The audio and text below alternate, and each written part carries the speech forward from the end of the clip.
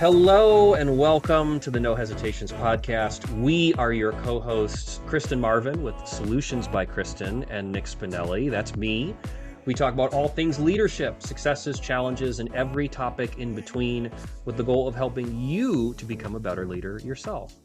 So join the conversation because there's no time like the present to listen in and level up.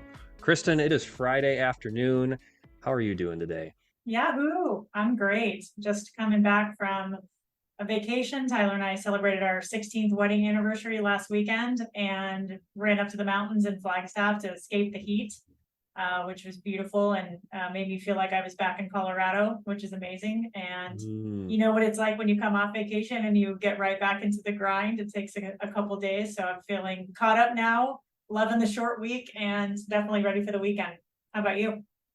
I am feeling the same thing. I didn't actually realize it was your anniversary, so happy belated wedding Thank you. anniversary. Thank you. And we didn't talk about this beforehand, but you gave me such a great segue into today's theme, uh, because of your short week and how refreshed you're feeling after your vacation. So, folks, in today's episode, we're going to talk about burnout. We're going to delve into categorizing burnout as a medical diagnosis, personal experiences related to it, and maybe talk about some strategies too for proactively addressing it rather than merely reacting to it. So, Kristen, I'm going to hand it over to you to start.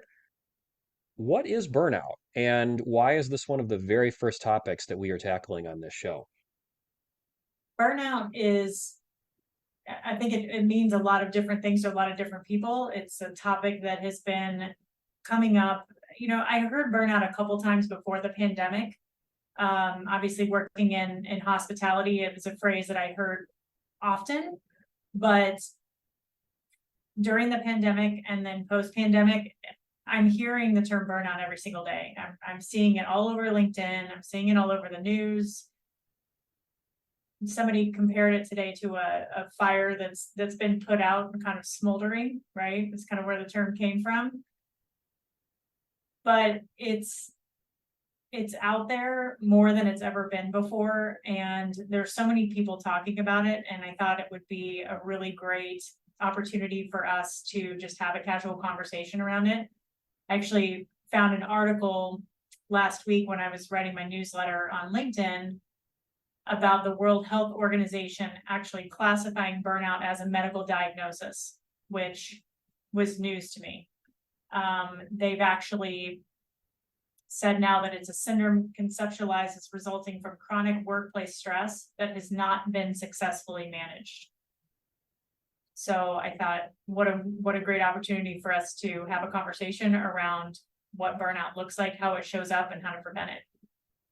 Yeah, that key phrase in there for me was successfully managed, which, implies that there is a scenario in which people might not be experiencing this if conditions were different in the work environment, right?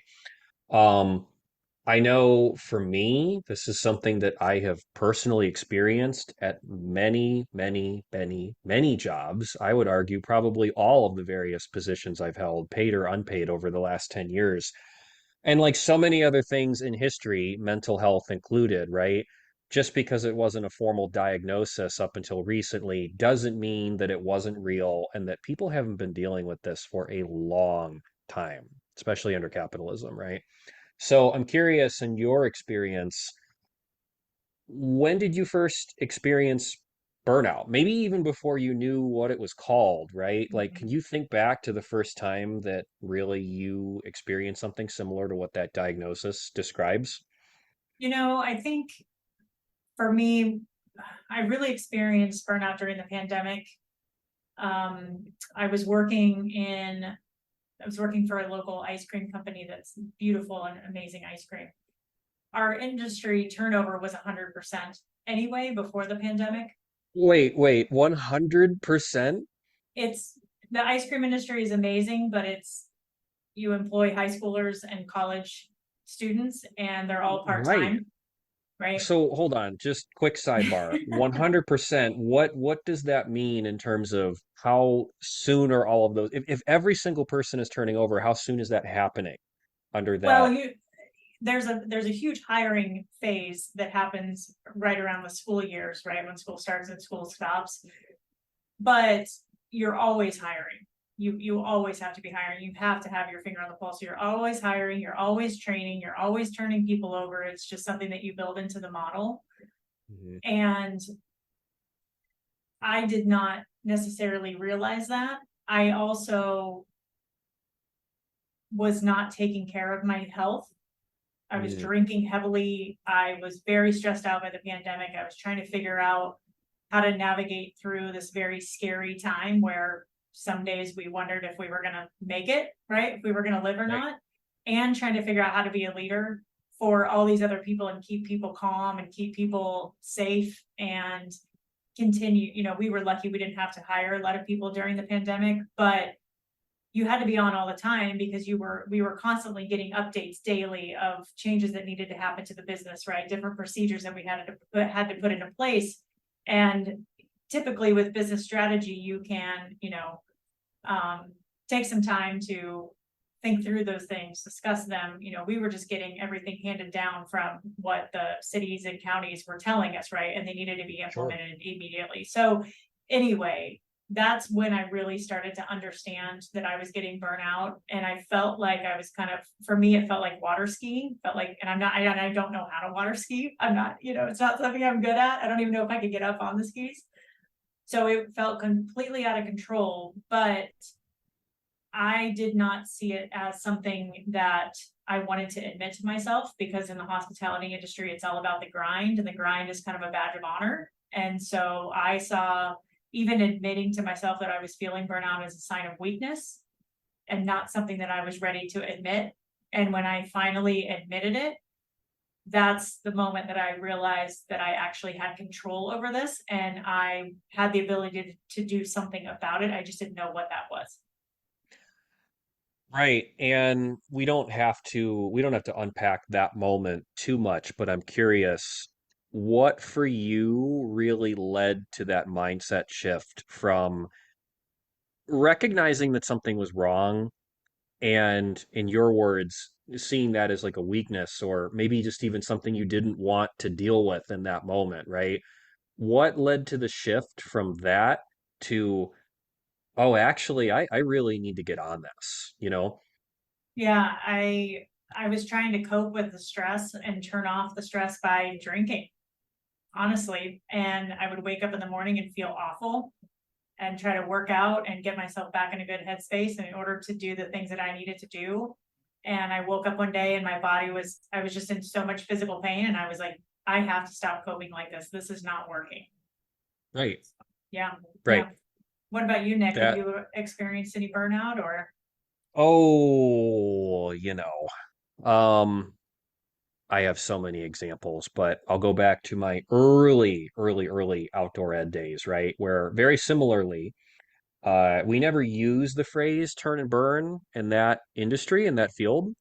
But if you think about the model for outdoor education programming, especially like intensive residential programs, and for folks who aren't familiar with that, picture a camp setting where students would come for 3 to 5 days at a time and they would be on site, their teachers would be on site. And so, whether we're doing challenge course based activities like rock climbing or archery, or we're out on public land, like, National Forest Service land or National Park land, for example, teaching science or history lessons or whatever, those programs are really intense in terms of the hours required, not just for the students and the teachers, but also for the people who are doing the teaching, the instructing, the managing, right? When I was hired as an instructor, I would split my time between what we called the field, which were the daytime courses, and then the cabin, which was on site programming that would happen at night, as well as just student supervision in between all the times when programming was taking place, right? And so, in the place that I was working, or rather the company that I was working for, we had different shifts, and those shifts determine how many hours you'd work a week. And we had what we called time and a half and doubles. So, time and a half is when you would have students for one half of the day, whether that was during the day or at night. And then you'd also do a little bit of programming on the other end, right? And a double is when you were on all day, sun up to sundown. You would wake up with the students in the cabin. You would be at meals with them. You'd be at showers with them. You'd be in the field with them teaching. And then you do it all over again that night and go to sleep with them in the cabin. You would be managing every aspect of their experience from the moment that they stepped off the bus to the moment that they got back on the bus at the end of that week.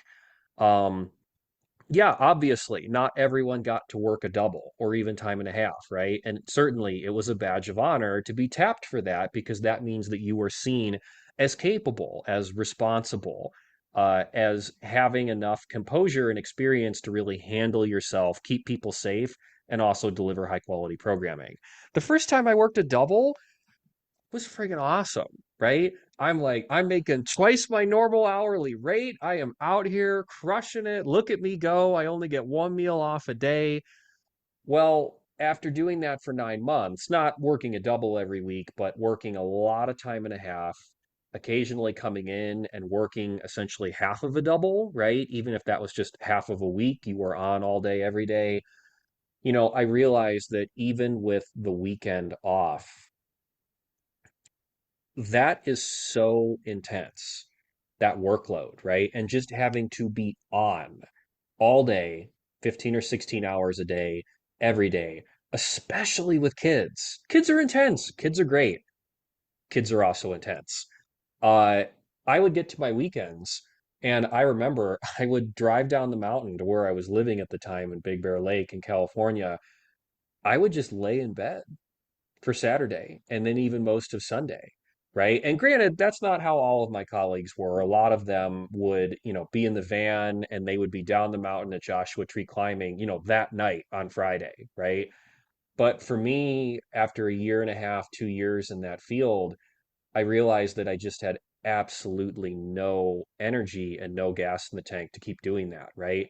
There was no way that I could effectively manage my time uh, when I was working that hard. And after a year or two of that, I basically said to myself, you know what? It doesn't matter how much I do to fill my cup back up. It doesn't matter how restorative my practice is and my off time when my on time takes so much out of me that I just can't fill my cup up fast enough again when I'm off. And that was the moment when I realized, hey, this might not be the field for me, right? Um, and I've experienced variations of that at all of my subsequent jobs, whether that's working overtime after a busy week, or maybe you have 2 or 3 evening events. And again, there's lots of things you can do. You can log in late, you can try and take care of yourself, you can eat right, you can sleep, you can exercise, you can go hang out with friends, whatever.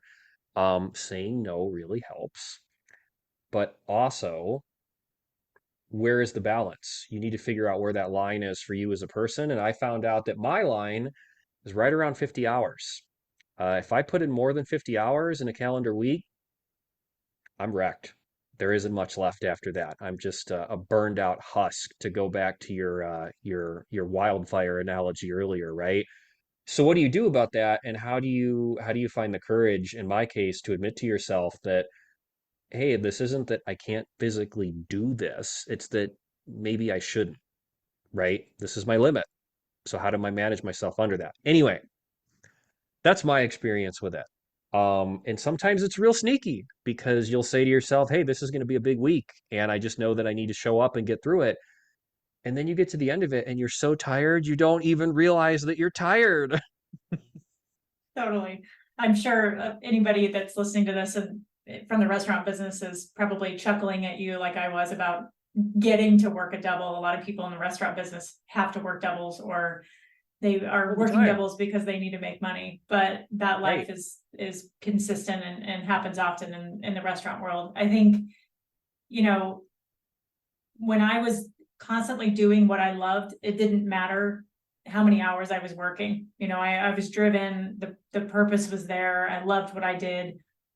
When I wasn't as excited about it, the burnout snuck up on me pretty quickly. And Mhm. it really, I think understanding first and foremost that I had the ability to take control of it was very empowering for me and also terrifying because like I said earlier, I didn't know what to do. And I knew that I needed help. I just didn't know where to find that help. I have, a client recently that I was talking to that is working 12 straight days, and her manager looked at her schedule and said, is there something that we can do to help you with this? And I think from a leadership perspective, that's not leadership, right? Like, leaders need to be looking at employees and setting expectations around how many hours is appropriate to work. 50 for you is the number. 50 in the restaurant world sounds like a dream. Sounds very Right. easy, doable. Right. 60, 70, 80. Yeah. You're that manager and you're saying, well, what can we do to help you out with that? And I don't take that tone of voice to sound critical, but rather just to ask that question. You're working 12 days in a row. What kind of environment are you working in where that's been normalized, or where it would take 12 days for someone to get to the point where they ask, hey, what's going on? I want to check Mhm. in about that, right? Mhm. Yeah, it's interesting. I think I've heard a lot of people say my company's burning me out. Again, I think it starts with people taking control of it and recognizing they could make an impact. Everyone needs to realize that burnout is a responsibility of theirs to manage, whether it's personal or leadership focused. So you brought up a few different ways that you've managed it in the past, which is great. I wanted to highlight kind of the 4 symptoms that the World Health Organization is recognizing, or how they're diagnosing burnout, and then talk about some of the other tips that we could recommend for people for being proactive with burnout. The 4 symptoms are: 1, feelings of energy depletion, exhaustion, and fatigue. Right, you talked a little bit about that earlier. Put a pin in that. There's something I want to add to that when you're done. That's a good one. Okay. Second is increased mental distance from your job. We've definitely been there. Third, feelings of negativity or cynicism related to your job, right? Like I said earlier, I'm hearing a lot, my boss is burning me out, my job is burning me out. And the fourth is reduced professional efficacy, right? It just makes sense. You can't be on all the time and as efficient and productive as you need to be when you're not rested and you don't have the energy and the mental clarity in order to do your job. Yes, that goes back to the idea of the 4-day work week, which, in a corporate setting at least, and I'm sure we'll come back to that on this show at some point. This idea that you might actually be more effective in 4 days than you would be in five, right? And I remember that I used to hear that idea when I was younger and had really bought into the idea of the hustle culture that's so prevalent in the gig economy, right? In many instances, because you have to hustle, like you said, to make money. And I thought, well, that's bad math. If you work 1 day less, how are you going to make as much money, or how are you going to be as productive? Well, you just said it in that last bullet point, right? Yeah, absolutely. You said you wanted to touch on something Yeah, that related first to, one, yeah, I remember when I first got to Tucson, I was working on a research project called the Tucson Climate Project, which I'm sure will come up many times over the course of this show. I was working with the head of the school, Luis Perales, on this project. And when I started my position, it was an AmeriCorps position. When I started my position, Luis was kind enough to bring me in on a staff meeting at Changemaker. And this was in July of 2020, right? So pandemic is fresh at this point in people's minds. And, one of the things that I realized only later on that Louis was doing was that he was actually modeling his leadership style for me, because he really handed the reins of this project over to me and he said, hey, I want you to run this how you see fit, right? And I really want to be the one, if you want it, to mentor you and to kind of show you the way and give you the resources, right? So I remember in this staff meeting, he checked in with his folks and he basically said, hey, how are y'all doing? Like, I just want to hold some space at the beginning of this meeting for people to really open up and share a little bit, right? And one of the things that him and I were reflecting on afterward, he said, man, it's really interesting. I asked that question. I said, how are you feeling? and most people said they were feeling tired. And he was like, yo, dude, like my social scientist brain just goes into overdrive when I hear that because tired isn't a feeling. And yet that's what they reported, right? They reported that sense of exhaustion that was just so all encompassing, overwhelming, pervasive. It was just totally coloring their experience, right? That was the very first thing that they thought to share when he said, hey, how are you? You know? Um, and so that helped to clarify for me what I had often felt in past jobs where it's like, that's right. There are points where I am so exhausted, I'm so burned out, I'm so tired. I actually do find it hard to pull up really any feelings about the situation and what's going on. I just find myself saying to people around me, like, I need a break. I need time away. I need time off. I need this. I need that. What do you do with that? Right? Yeah. That's when you know there's a problem. When that's the Yeah. first thing that you say. Yeah, I think again, you bring up a really good point. I've been thinking as we're talking here about the difference of, stress and burnout. And stress can be healthy for us, right? Your cortisol levels spike occasionally. It's a good thing, right? Burnout, the best way that I can describe it is I would go on vacation every year for 10 days, and it would take me 3 full days to completely decompress and get my mind to wind down enough where I could actually focus on reading a magazine or looking out into the ocean and actually having some thoughts other than work. Not And just looking out into the field of sagebrush and picturing them all as people and clients that you're yeah, talking to and emails that are unanswered and going yeah, like, wait, why am I seeing all of that right now? I'm in the yeah. woods. This is supposed to be peaceful. But I talk to a lot of people too that say, I just can't get recharged after my days off. And that's a Yes. problem.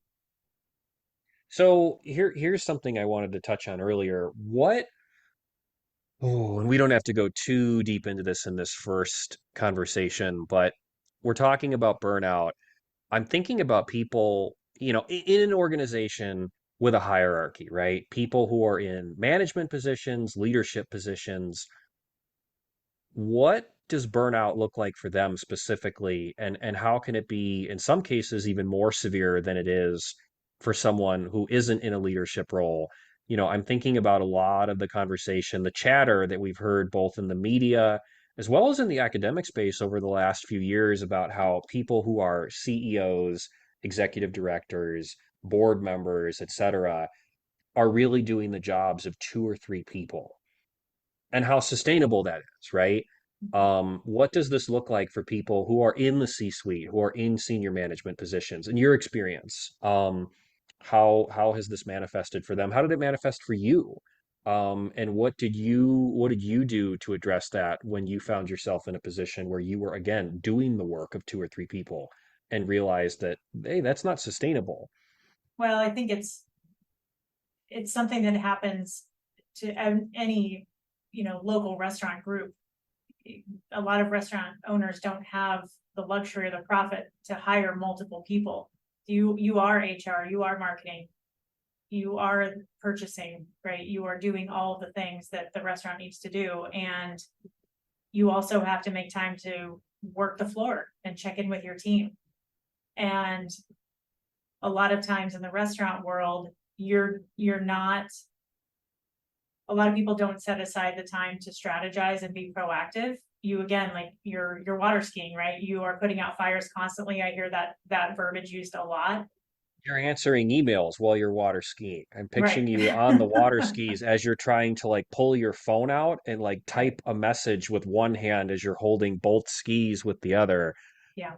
And I'm assuming the water's not like, you know, I'm assuming the water's pretty choppy. There's waves, like you got spray in your face, like there's Yeah. thunder, there's lightning, like, Yeah. I mean, it's a lot about intention. It's a lot about compartmentalizing your job. When I was running 6 or 7 restaurants or ice cream shops, I really did everything I could to be fully present and engaged when I was in the shops with the team. I tried to stay off my phone. I tried not to respond to text messages. I tried not to check my email, or deal with, or not deal, I should say, but I tried not to do other work on other restaurants or other shops while I was in a specific shop. I really wanted to dedicate that time and that energy to that specific person. But again, it's really, really difficult, and burnout can happen to anyone in any position in any industry. And it's a lot about managing yourself first and foremost,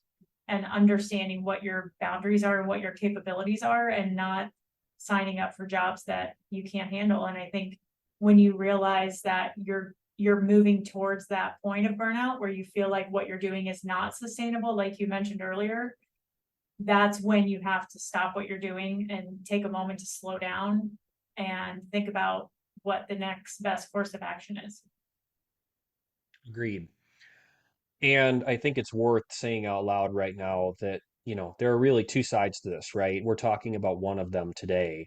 One side to this is sort of the systemic issue of burnout, right? How have we arrived as a society in a place where this is so common and normal in so many different fields of work, right? And what we can do to start moving the needle collectively so that this isn't as big of a concern when someone works, right? Especially when they're working to pay the bills and to make a living.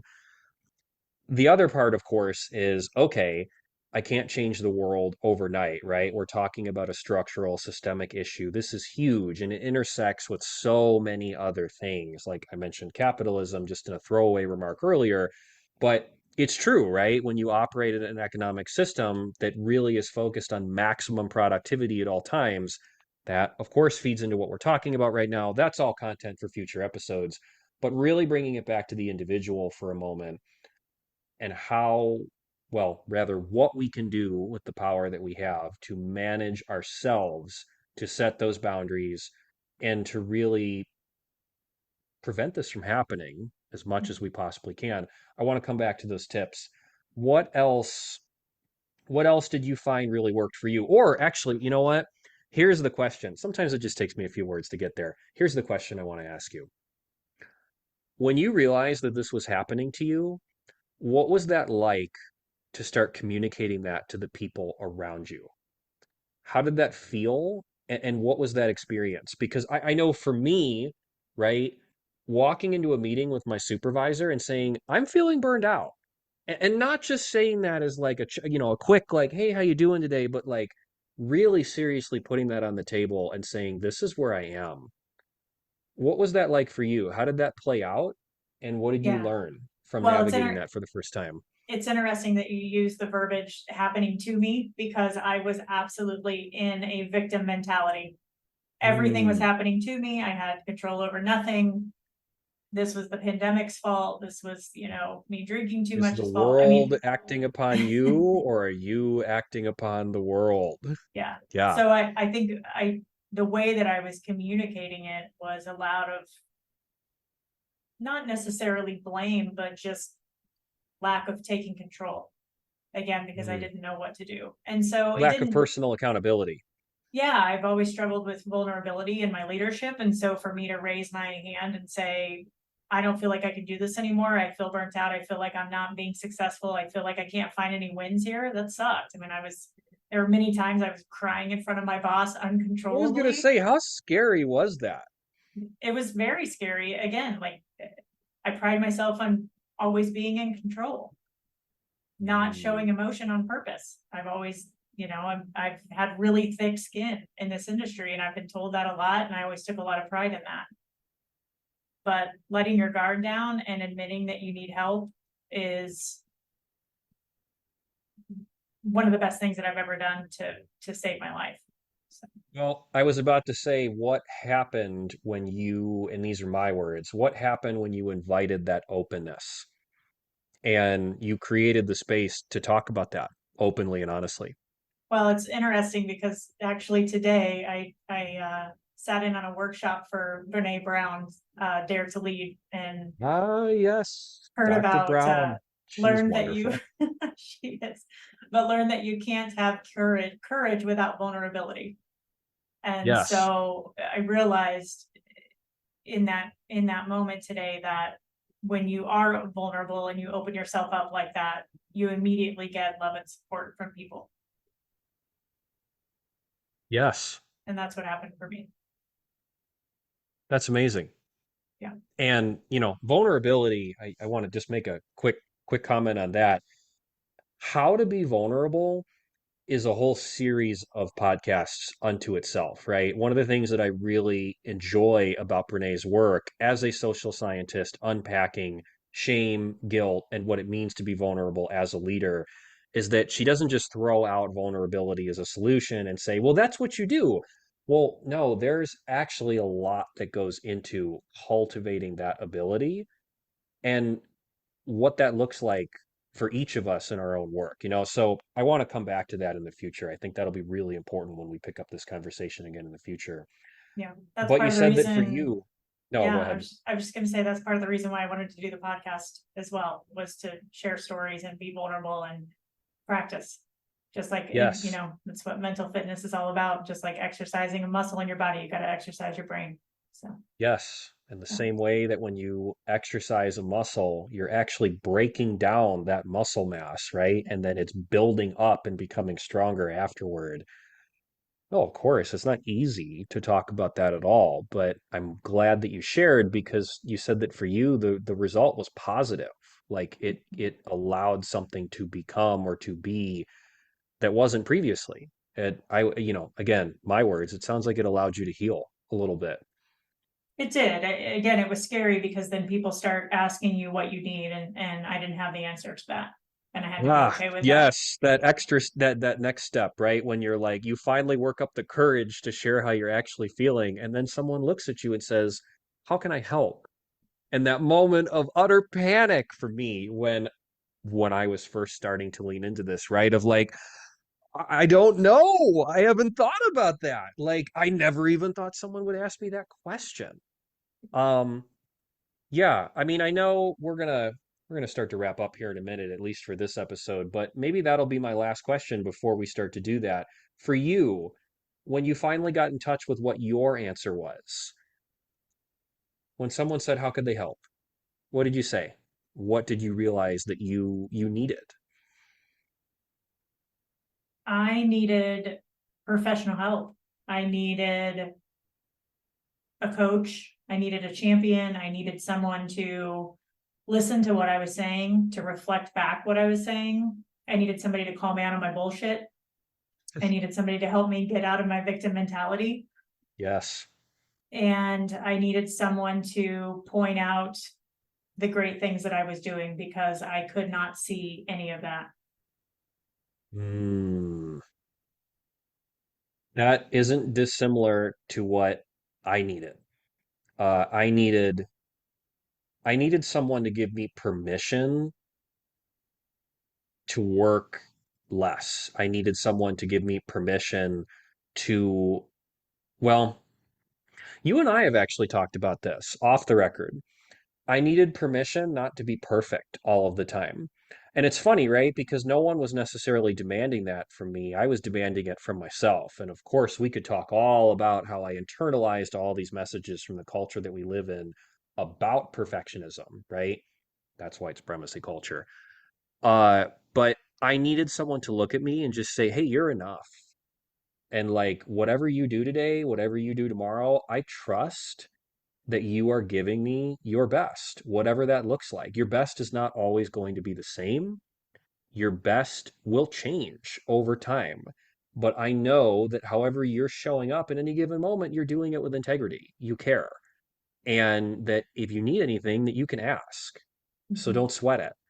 Um, that was transformative for me. I didn't even know what to do with that initially, right? Because I'd put, well, thinking about something that my father used to say, you expect too much of other people because you expect too much of yourself. That's why it feels really good to be recording this episode with a fellow hyperachiever. Um, yeah, yeah. Okay, so if we really want to bottom line this for folks, you discussed earlier that burnout is pervasive. It shows up in a number of different industries. I mean, I would wager if I was a betting man, I would wager that a lot of people have dealt with this, will deal with this, or are dealing with this in their work. Um, we are going to talk about this a lot in future episodes just because it is so common and it is such an integral part of people's experience as leaders, right? But what could folks take away from this episode, this sort of introductory conversation about burnout? Like what is one thing, and no, I won't limit you to one thing, but what's one thing that you're hoping that when someone listens to this show and walks away today, that maybe they can take with them back into their job or their work, Mhm. that could change the game for them, even just a little Yeah. bit? Yeah, I think again, we wanted to have this conversation today to educate people about what burnout is, right? I want to be careful, and I want to caution people to really be thoughtful about when they're using this word and this term, because it's powerful. And there's a difference again between being tired, being stressed, and being burnt out. Some are natural and some are going to happen, and some need careful attention. And again, as we continue to hear this conversation, and want people to remember that they have control over this. It's up to them to think really carefully about the jobs that they're taking, the way that they're spending their time, their energy, how they're coping with things, and the environment that they're in. Because again, they have control over all of that. A few of the tips that I've used, that I'm still working on, right? They say you're best at teaching what you still need to learn. Being an entrepreneur it's very easy to burn out. And again, like I said earlier, you can burn out in any industry. Hyperachievers can have that tendency as well. But things that I have been really working on and would recommend to people are three different tips. The first one is setting boundaries. Really, it's a very difficult thing, but again, something that I really hear about from a lot of people that have worked in the restaurant industry. How do I turn work off when I go home? It's you have to say no to something before you can say yes to something else. And we're very guilty of saying yes to a million things and thinking that we're all superheroes. But the more you practice saying no, like you mentioned earlier, the better you get at it. The second one is engaging in hobbies. This is one thing that I really talk to a lot of leaders in restaurants about over my career. Don't let work be the only thing in your life, especially before you have a spouse or partner and children. If you make work about everything, work is going to be everything. Have a hobby. Do something outside of work that you can put your energy into, that creates an outlet for yourself to be able to unwind. This sounds like my old dissertation chair, who made a comment to me at one point. I said, I'm going to write a thesis, right? So this was for my master's, to clarify, but I was going to write a thesis, and I said, "What's your best advice?" And they said, "Do you watch Game of Thrones?"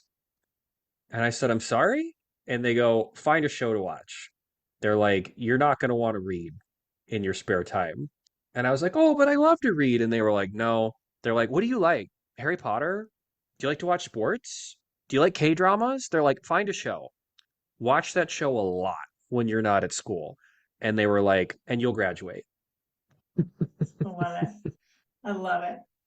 Yeah, TV for me, I don't watch a ton of it, but man, it is the time where I just completely tune out, and I don't Yep. have to think about anything. The third one I would offer, this is something I do a lot with clients, is an energy audit. Really sitting down and making a list of the things that give you energy and the things that drain you of your energy, and understanding how often those things are showing up in your calendar and how much time and energy you're spending on the things that drain you.